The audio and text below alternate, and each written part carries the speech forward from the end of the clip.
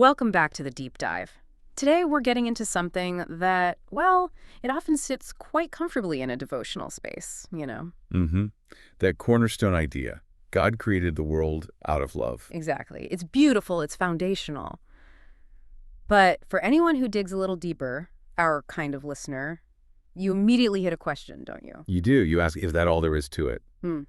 Because if it's purely love, simple and direct, well, creation itself seems complicated, sometimes messy even. Right. And then you have these strong traditions insisting the main point is God's glory. How does that fit? So that's our mission today. Yeah, we want to move beyond just the sentiment, important as it is, and really get into the systematic theology, the metaphysics behind it. We're drawing on sources from, well, Aquinas right up to modern process thinkers. The goal being a really robust picture of why God created, and the core idea we're exploring is that it's not one single motive. It's what our sources are calling a polyphony of purposes. Think of a rich chord, not just one note. A polyphony. I like that. So love, glory, fellowship, self-expression, all playing together. Exactly. And crucially, they're not competing. It's not like God has these different needs. He's trying to juggle. They actually illuminate each other, revealing different facets of one really rich divine intention. But we need to anchor this right away. Even with this polyphony, love isn't just one instrument among others, is it? No, absolutely not. Love is the integrating principle. It's the foundation. Everything else, glory, fellowship, self-expression, flows from it and makes sense because of it. Okay, so let's dive in. We need to start with that deep metaphysical foundation. Creatio ex amor. Creation out of love. Right, and to really ground creation in love, we first have to think about God before creation. We need to tackle that old idea, sometimes maybe unstated, that God was like a solitary monad. Alone, basically. Creating because he was lonely or bored or maybe needed something. Yeah, exactly. And if you go down that path, the whole act of creation becomes, well, problematic. Because then creation isn't a free gift. It's something God needed for his own fulfillment. It serves his purpose, not necessarily ours. And that fundamentally undermines the whole concept of divine perfection, what theologians call aseity, God's self-existence, his self-sufficiency. He doesn't need anything. So how does Christian thought counter that? Where does the sufficiency come from? It comes directly from the doctrine of the Trinity, Father, Son, and Holy Spirit. So instead of one lonely figure, you have this eternal dynamic relationship. Precisely. The internal life of God is already a perfect, complete communion of self-giving love from eternity. The Father loving the Son, the Spirit being that bond of love. Love doesn't start with creation. It's what God is. Which means God wasn't lacking anything. So creation can't be about feeling a need. What is it then? It's a free, gracious overflow, just a superabundance of life and love that's already there, spilling outwards. Like a fountain, not a leaky bucket needing patching. That's a great way to put it. Our sources, especially drawing on Aquinas, talk about this procession of love within the Godhead that then extends outward. Aquinas argued God made creatures on account of the love of his own goodness. Meaning Meaning the perfect goodness already in God willed to share itself with something other. Not because he needed a mirror, but because that's what abundant love does. It shares. it flows outward naturally. Right. And you even see little hints of this Trinitarian idea right in Genesis, don't you? Genesis 1.26, let us make man in our image. That us, traditionally seen as pointing towards that internal complexity, that plurality within the unity of God. Exactly. That internal relationship is the very source of the unified act of creation. Okay, so the source is this perfect, self-sufficient Trinitarian love. Now, what about the how? The mode of creation, creatio ex nihilo, creation out of nothing. We tend to focus on the sheer power of that, right? We do, naturally. Wow, God made everything from nothing. But the deeper theological point here, the one that really secures the nature of God's love, is about freedom. Freedom. Now, So, we'll think about other ancient creation myths, like the Babylonian Enuma Elish. where Marduk has to fight Tiamat, the chaos monster, and makes the world from her carcass. Exactly. In those stories, the creator is, well, constrained. They're working with pre-existing stuff, often chaotic or even hostile stuff. They have to wrestle it into shape. Which implies the material itself might have flaws or limits the creator. Precisely. But if God creates ex nihilo, from absolute nothingness, there's no pre-existing material, no resistance, no chaos monster he has to subdue or compromise with. So the universe exists purely because he chose for it to exist.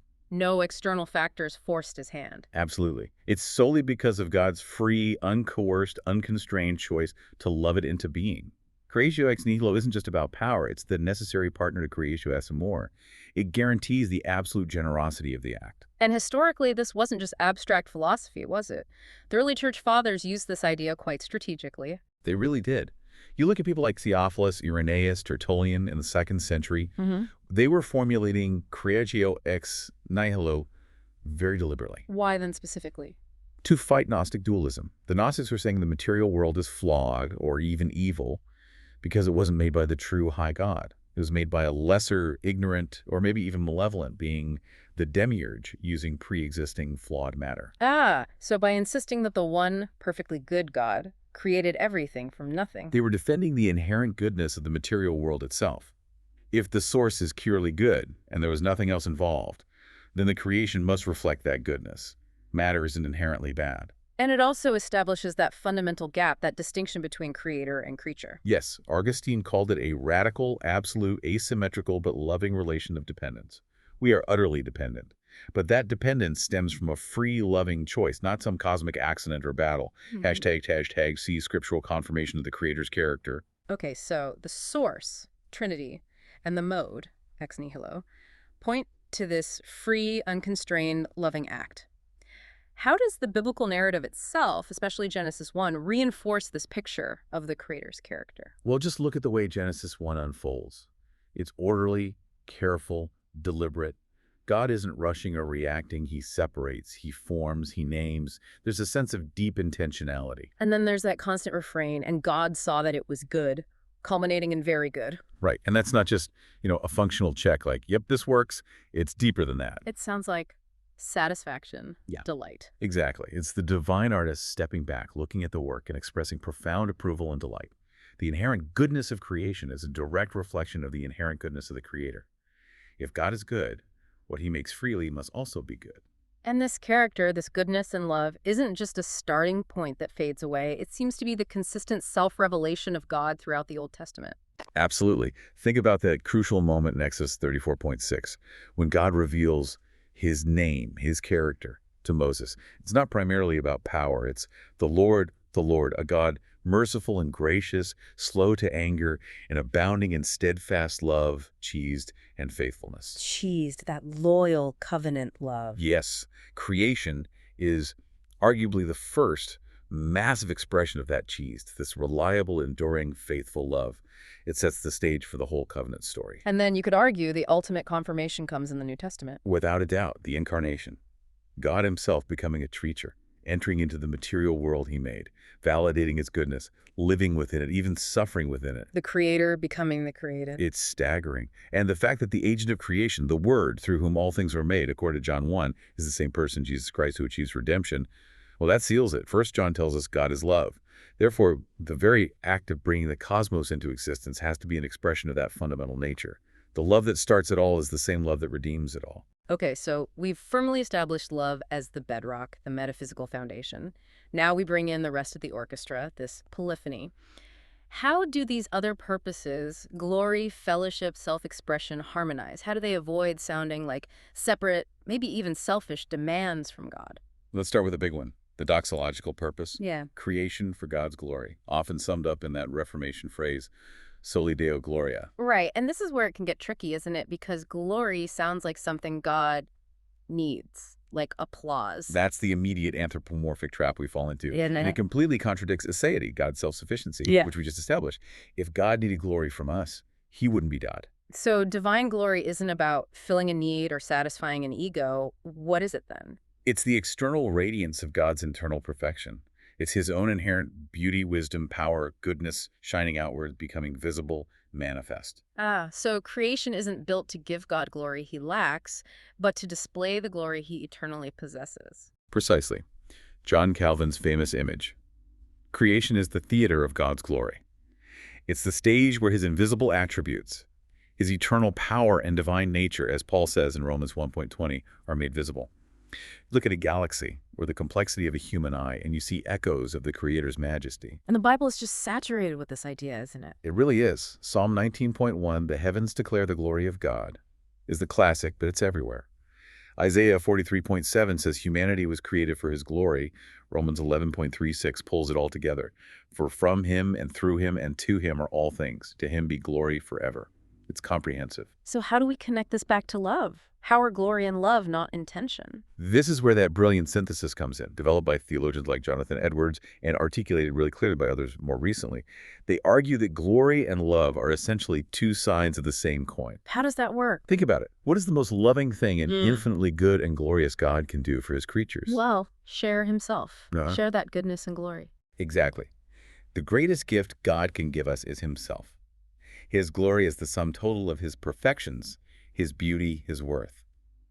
So for God to display his glory is his most loving act, because he's offering us the highest possible good to know and enjoy. So it's like a master artist revealing their greatest masterpiece. The artist's glory is in the work, and our greatest joy comes from appreciating it. Perfect analogy. God's loving act is to share his excellence, his glory, and our ultimate happiness, our deepest satisfaction, comes from experiencing and delighting in that excellence. Which leads to that famous line, God is most glorified in us when we are most satisfied in him. Precisely. It's not God's glory versus our happiness. They rise and fall together. His pursuit of his glory is the pursuit of our ultimate good. It's a single, unified purpose seen from two angles. Love motivates the sharing. Glory is what is shared. Okay, so glory is the goal that flows from God's loving self-sharing. Now let's look at the relational purpose. Fellowship, communion. This seems less about the what and more about the who and the shape of creation. It absolutely shapes it. Yeah. And it's rooted fundamentally in the imago Dei, the fact that humanity is created in the image of God. Genesis 1.2627 again. Yes. And because God, as we've said, is inherently relational, the Trinity, he creates beings who can reflect that relationality. The imago Dei isn't just about intellect or ruling. It crucially includes the capacity for relationship, for response, for communion. We're wired for connection because God is connection. And you can trace this deep, persistent desire of God for fellowship right through the entire biblical story. It's God wanting to dwell among them. Starting right back in the garden. The archetype, God walking in the garden in the cool of the day in Genesis 3. That picture of immediate personal presence, unhindered communion. Of course, that gets broken by the fall. But God doesn't give up on the desire for presence, does he? Not at all. It just takes different forms. You see it in the very specific instructions for the tabernacle and later the temple. Exodus 25.8, let them make me a sanctuary that I may dwell in their midst. These weren't just buildings. They were signs, focal points of God's continued, covenanted, albeit mediated, presence with his people. Setting the stage, really, for the ultimate dwelling. The incarnation, Jesus, Emmanuel, God with us. God bridging that gap himself in person, the ultimate act of presence. And the story doesn't even end there. It points forward. To the final eschatological hope, the new creation, Revelation 21.3. Behold, the dwelling place of God is with man. He will dwell with them, and they will be his people. The end goal is the complete restoration of that perfect fellowship. So this whole narrative arc is shaped by God's relational intent. Yes. This desire for koinonia, for shared life, is simply the natural shape that God's outgoing love takes when it's directed towards creatures made in his image, creatures capable of responding in love and trust. Okay, that leads nicely into the third motive in this polyphony, the expressive purpose. Thinking about creation as divine artistry and also involving self-giving. Yeah, this perspective invites us to look at the sheer, well, the artistry of the cosmos. Yeah. It's not just functional, it's incredibly intricate, beautiful, diverse. It's a physical reflection of the Creator's boundless imagination, wisdom, and character. From the massive scale of galaxies down to the structure of a snowflake or a DNA strand. Absolutely. It's seeing the universe as God's masterpiece, displaying aspects of his own nature, his love for order, for complexity, for beauty, for life itself. And if we're made in his image, then our own creative impulses, they're not just hobbies, are they? That's a key insight. Our drive to create, whether it's art, music, science, technology, building communities, is actually a reflection of the divine artist. It's part of what it means to bear the imago Dei. Engaging in good creative work is, in a sense, a theological practice. Interesting. But this expressive purpose also connects to a deeper, perhaps riskier theological idea, kenosis. Yes. Kenosis, meaning self-emptying or self-giving.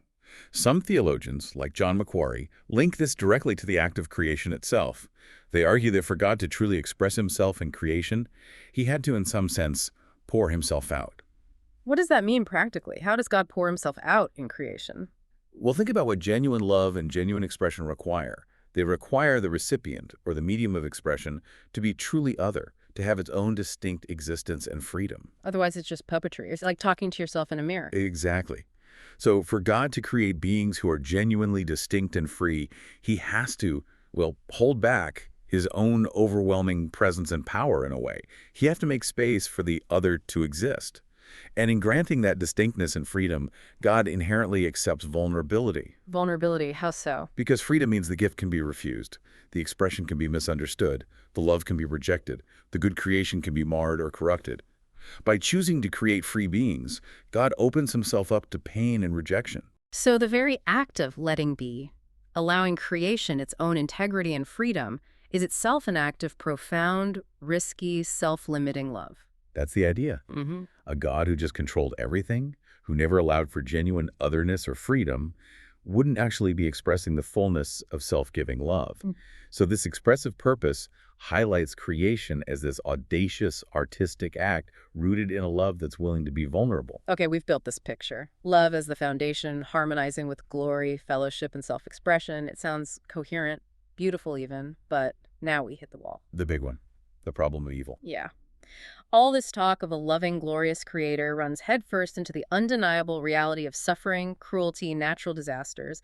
How do we even begin to reconcile these? It's arguably the toughest challenge. It poses that classic philosophical problem. If God is all good, he wants to stop evil, and all-powerful, he can stop evil, then why does evil exist? It seems logically inconsistent. And the attempts to answer this, the field of theodicy, are complex and, frankly, often leave us feeling unsatisfied. Let's walk through the main approaches. The historically dominant one in the West is the Augustinian model, right? Based on the fall. Yes, Augustine's starting point is firm. God created the world very good, perfect, harmonious, without death or suffering initially. So where does evil come from in his view? Evil isn't a thing God created. It's privatio boni, a privation, a lack, a corruption of the good. Think of darkness as the absence of light, or sickness as the absence of health. Evil is a parasite on goodness. Okay, but how did this lack or corruption enter a perfectly good world? Through the misuse of free will. First, Augustine believed by rebellious angels and then crucially by humans in the Genesis fall. That original act of disobedience introduced sin, and as a just consequence, death, suffering, and even natural disharmony enter the created order. God permits the consequences of our freely chosen rebellion. It places the responsibility firmly on the creature, not the creator. It does. But this model faces huge challenges today, doesn't it? Well, yeah. Modern science seems to be a big one. The fossil record shows millions of years of animal death, struggle, and extinction long before humans were even around. That doesn't fit neatly with a world that was only plunged into death by human sin. Exactly. And there's a philosophical question, too. How could a perfectly good being, in a perfectly good environment with a perfect understanding, rationally choose? Well, choose against the good. Choose corruption. It's hard to conceive. So these difficulties led to alternative ways of thinking, like the Irenaean theodicy, sometimes called the soul-making theodicy. Right. Irenaeus, an earlier church father than Augustine, actually, had a different starting point. He suggested humans weren't created perfect and finished, but more like spiritually immature, created in God's image, with the raw potential, but needing to grow into God's likeness, moral and spiritual maturity. Like children needing to grow up. Kind of. So in this view, the world, with all its challenges, hardships, and struggles, isn't a punishment for a past fall. It's actually the intended environment for soul-making. You mean we need the difficulties to develop virtues? That's the argument. How do you develop courage without facing danger? Compassion without witnessing suffering? Perseverance without overcoming obstacles? The hardships are the necessary grit that polishes the soul, allowing us to freely choose the good and grow into the likeness of God. So God allows suffering because it serves a higher purpose, our moral development. Yes, but this view also faces a very powerful objection. The sheer scale of suffering. Exactly. While we might see how some challenges build character, what about the Holocaust? Or a baby dying horribly from a genetic disease? Yeah. Or a tsunami that wipes out thousands? Does that level of apparently gratuitous, overwhelming suffering really seem necessary or proportionate for soul-making? It often feels wildly excessive. Which brings us to a more modern philosophical approach, Alvin Plantinga's free will defense. What's the key difference here? The key is that Plantinga isn't trying to give a full explanation for why God permits specific evils. He's not offering a theodicy in that sense. His goal is more limited: to show that the existence of God and the existence of evil are not logically contradictory. How does he do that? He focuses on the immense value of genuine freedom. He argues that a world containing creatures with significant free will is far more valuable than a world of perfectly programmed automatons who always do good because they have no choice. Okay, freedom is valuable. But genuine freedom logically entails the possibility of choosing evil. God, even being omnipotent, cannot do the logically impossible. He cannot create genuinely free creatures and guarantee that they will never, ever choose evil. That would be like creating square circles. So the price of freedom is the possibility of its misuse. God isn't responsible for the choice of evil, only for creating the condition, freedom, that makes the choice possible. Precisely. It successfully defeats the purely logical argument that God and evil are incompatible, at least concerning moral evil caused by free choices. But what about natural evil? Earthquakes, diseases, floods. Free will doesn't seem to cover those directly. Right. That's where the free will defense often struggles or becomes more speculative. Plantinga and others might suggest links back to the human fall, somehow disrupting the natural order, or, more controversially, point to the free actions of non-human agents like fallen angels influencing the physical world. It's logically possible, but it doesn't always satisfy that deep existential question about why the ground shakes or the virus spreads. Okay, the problem of evil definitely puts pressure on the loving creator idea. But there are other tensions too, more within the nature of God himself, like this question of divine freedom versus necessity. Yeah, this is a fascinating one. If God is love, as 1 John says, and if love by its very nature is outgoing, self-giving, expressive, then was creation actually a choice? Or was it something God, being love, had to do? Was it necessary for him to express that love externally? The dominant classical view, championed by thinkers like Aquinas, strongly defends God's absolute freedom. They insist God is perfectly complete in himself, a deity again. Creation adds nothing to his being or his happiness. Therefore, creating was a completely free, contingent act. It didn't have to happen. God could have chosen not to create, and he would still be perfectly God, perfectly loving within the Trinity. Exactly. This view really emphasizes the sheer grace and generosity of creation. We exist purely as a gift, not because God needed an outlet. But some modern theologians push back on this, don't they? Especially from relational or process perspectives. They do. They argue that if love is truly essential to God's nature, not just something he does, then perhaps its expression towards another is also essential in some way. If God wasn't eternally expressing love outwardly, could he truly be love in his very essence? So they're suggesting maybe God's freedom lies more in how he creates or what he creates, but not whether he creates. That's the direction some thinkers, like Thomas J. Ord, take it. They might propose that God is eternally creating, that creation isn't a one-off event, but a continuous, necessary outflow of God's loving nature. Ord calls it creatio ex creatione and amor creation, out of ongoing creation, in love. Wow, so creation becomes this beginningless, endless process, reflecting God's unchanging, always active love. It's a radical departure from the classical view, emphasizing God's inherent relatedness and the reliability of his love, but it certainly challenges that traditional idea of absolute, unconstrained freedom in the act of creation itself. And that ties into another classical doctrine that often causes difficulty: divine impassibility, the idea that God is without passions. Right. Traditionally, this means God doesn't experience emotional changes caused by external events.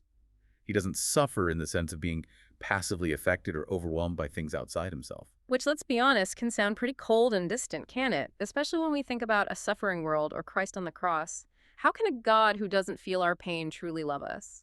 That's exactly the critique leveled by theologians like Jürgen Moltmann. He famously argued that a God incapable of suffering is incapable of love. If God remains completely untouched by our reality, how can he be genuinely relational or compassionate? It seems like a major hurdle for the loving creator idea. It does, until you understand how the classical tradition defines impassibility. They aren't arguing God is emotionless or uncaring. What do they mean then? They mean God's love, his compassion, his being, exists in a state of actus purus, pure actuality. Perfect, complete, unchanging. He doesn't become loving or compassionate in response to us. He is eternally love and compassion. His feelings aren't reactive or volatile like ours. So the point is, his love is reliable because it's unchanging. It's not subject to whims or moods. Precisely. Think about it. If God's love could be diminished by our sin, or if his commitment could waver because of external events, could we truly rely on him? The classical view says God's love is powerful and dependable because it flows through his perfect, unchanging nature, not from shifting reactions. So compassion isn't God catching our suffering, but rather an active, powerful movement towards the sufferer, rooted in his unwavering nature. Exactly. It's an active choice flowing from his character, not a passive reaction. An impassible God, in this sense, whose love is eternally perfect and thus cannot fail, is the only kind of God powerful enough and reliable enough to ultimately overcome evil and bring about redemption. It's a different way of thinking about divine emotion as perfect active states rather than reactive fluctuating passions.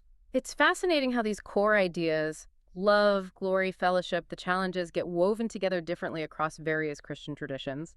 It really shows this isn't a monolithic doctrine. Absolutely. Each tradition tends to emphasize certain threads within that polyphony, offering a slightly different lens on the ultimate purpose. So let's take a quick tour. How does the Roman Catholic tradition tend to frame the purpose of creation? There's a very strong emphasis on stewardship, drawing heavily from Genesis, particularly God placing Adam in the garden to work it and keep it, Gen 2.15. Humanity's role is seen as being custodes, caretakers, guardians of creation. A moral obligation to care for the gift. Yes, creation is intrinsically good, a gift entrusted to us, and our purpose involves responsible management, promoting the common good, integrating both material and spiritual well-being. There's also a sense of creation as this ongoing event of relatedness, constantly sustained by God's presence. And while accepting theistic evolution generally, they hold on to the special creation of the human soul, right? Correct. That safeguards the uniqueness of the Imago Dei and the capacity for that direct relationship with God, which is central. Okay, what about the Eastern Orthodox perspective? It feels quite different sometimes. It often does. The ultimate telos, the end goal, in Orthodoxy is theosis, often translated as deification or participation in the divine life. It's this idea that humans, through grace, can become by grace what God is by nature. Wow, and that involves the whole cosmos. Yes, there's a very strong emphasis on the inherent goodness of matter and God's intimate presence throughout creation. He fills all things. Salvation isn't just about escaping the world. It's about the transfiguration and sanctification of the world, bringing it into participation with divine life. And they talk about synergy, don't they? They do. It's the idea of cooperation between divine grace and human free will. God initiates and empowers, but our choices, our efforts, genuinely contribute to this process of cosmic renewal and deification. It's a deeply participatory vision. Now, switching gears, the Reformed tradition, stemming from Calvin, we've touched on this, but their main emphasis is clear. Soli Deo Gloria, the glory of God alone. For the Reformed tradition, while God's goodness is the loving cause of creation, the ultimate purpose, the highest end, is the manifestation of God's own glory. Everything is designed to reflect his attributes. Right. And the universe is profoundly Christ-centered. Colossians 1 is key. All things created through Christ and for Christ. The created order exists ultimately to display the supremacy and glory of Jesus Christ. And finally, the Wesleyan tradition, coming out of John Wesley's emphasis on holiness and experience. Wesleyans often frame creation as being forged in and for love. There's a strong emphasis on God's loving intention from the start, but perhaps their distinctive contribution is the focus on new creation. How do they understand that? It has a dual focus. First, personal transformation, the believer becoming a new creature in Christ right now, 2 Corinthians 5.17, but also, very strongly, the future, eschatological hope for the renewal of the entire cosmos, drawing on passages like Romans 8, where creation itself groans for liberation. There's this dynamic tension between the already of personal new birth and the not yet of cosmic renewal. #2 modern theological reconstructions. Beyond these denominational nuances, the 20th and 21st centuries saw some quite radical rethinking of creation, often trying to engage with modern science or existential philosophy, like Paul Tillich. Tillich takes a very ontological approach. He moves away from thinking of God as a being out there performing an act called creation. Instead, God is being itself, or the ground of all being, ipsum esse. So what is creation, then? Creation is the process where finite beings, like us, stand out from this infinite ground. We emerge from it, but we are distinct from it. And this very separation, this finitude, is the source of our existential anxiety, the awareness of our potential non-being. So the purpose becomes finding the courage to be. Overcoming the threat of meaninglessness by affirming our finite existence while remaining rooted in and participating in that ultimate ground of being. It's about affirming existence itself. Very different feel. Then you have someone like Jürgen Moltmann who roots everything in the future in eschatology. Yes, Moltmann sees creation not as a completed act in the past, but as an open, ongoing process. The universe is still developing, groaning, moving towards its ultimate fulfillment in the kingdom of God. So the purpose isn't fulfilled yet. No, the ultimate purpose is joy, but it's a joy deeply rooted in hope for that future consummation. Creation makes sense only in light of where it's going. And Moltmann uses that fascinating Jewish mystical concept of Zimzum to explain how creation is even possible. Zimzum, the divine contraction or withdrawal. Right. The idea is that for God to make space for a creation that is genuinely other than himself, he had to, in a sense, voluntarily withdraw or contract his all-encompassing presence. It's a form of divine self-limitation, a kenotic act of making room, which underpins creaturely freedom and distinctness. It's God holding back out of love. And finally, let's revisit process and relational theology. They offer probably the strongest critique of the classical power dynamic in creation. They really do. They tend to reject creatio ex nihilo if it implies God acting unilaterally, like a cosmic dictator imposing his will. Instead, they see God as the supremely related one, deeply involved in the world's processes and genuinely affected by what happens. God changes in response to the world. In a sense, yes. God's experience grows and changes as the world evolves. And crucially, God's power isn't coercive but persuasive. God doesn't control every event, but constantly lures and guides the world towards greater complexity, beauty, and goodness, respecting the inherent freedom within the process. So creation becomes this ongoing collaborative dance between God's persuasive love and the world's response. Exactly. It's a much more dynamic, open-ended view where our choices genuinely shape the unfolding reality in partnership with God's aims. #outro. Wow. Okay, we have definitely moved a long way from just God created the world out of love. We've seen love as the foundation, yes, but woven into this complex polyphony with glory, fellowship, self-expression. We've wrestled with the hard questions, theodicy. And we've seen how different traditions and thinkers emphasize different notes in that chord. I think we can come back to your original question. Is love all? And the answer seems to be, well, no, but also yes. How do you mean? It's in the sense that love is the only word we need. We need glory, fellowship, artistry to capture the fullness. But it's yes, in that love's the underlying reality, the source and integrator of all those other aspects. So they all make sense because of love. And they actually converge, don't they? God pursuing his glory is his loving act of sharing his goodness. His desire for fellowship is the shape his love takes. His self-expression is an act of vulnerable, self-giving love. Exactly. It holds together. And it means the doctrine of creation isn't just some historical factoid about the beginning. It's this profound, ongoing mystery rooted in who God is, this dynamic, loving, glorious, relational Trinity. And understanding that should, ideally, move us beyond just thinking into response. Into worship, stewardship, hopeful action. All of the above, engaging with the world differently because we see it as originating from and sustained by this incredible divine intention. Which brings us to a final thought for you, our listener. If creation at its heart is defined by this risky, generous, vulnerable act of divine self-giving, this kenosis, this making room, what does that imply for how you live? How do you engage with a world that's clearly beautiful and good, but also broken and not yet perfected? A world born from and held by this kind of audacious, self-limiting, creative love. Something to ponder. How do we mirror that kind of love in our own lives and interactions? Thank you for diving deep with us today.